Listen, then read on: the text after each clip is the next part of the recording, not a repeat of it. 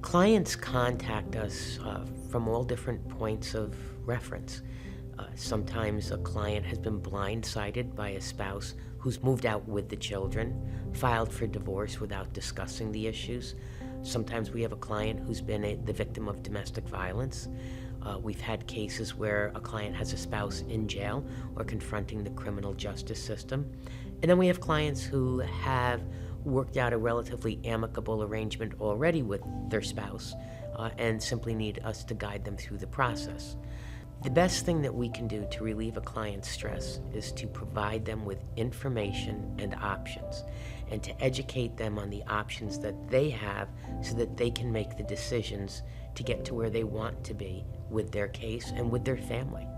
My oldest child petitioned for me to take full custody of him due to some issues that he was having with his mother at the time. It's always a mistake for a client to make decisions based on fear, and we try to move a client past that. When a client is in a position where they are stressed out, afraid of the future, fearful of what their spouse might be telling them or threatening them, if they make decisions then, they aren't always the best decision. So sometimes we try to get a client to step back, take a little more time, reflect on what's happening, and to discuss with us what their options are so that they can look forward to a different outcome that might be better for them. I think the attributes that a family law attorney really needs to bring to the table include the ability to be empathetic, the ability to listen to the client, not to talk all the time. I tell the associates in my office, we have 2 ears and 1 mouth for a reason, so let's listen.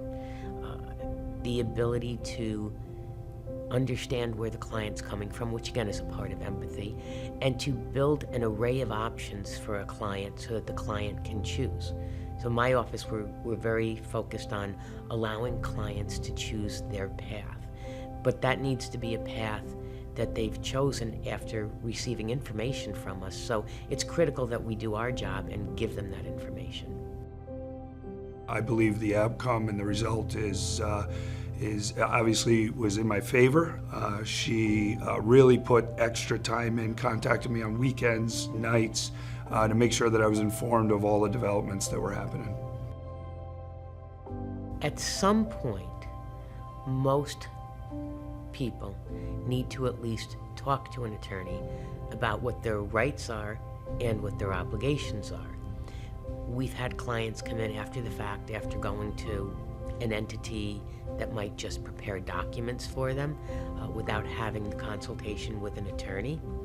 And they come in at times with an agreement that is missing assets, is rife with mistakes, or is going to cause them difficulties that could have been avoided. So putting off seeing an attorney is not necessarily a good idea. You can consult with many attorneys, and then you will get a pretty good idea of what all of your rights and obligations are, and you should at least have that information before you finalize any agreement.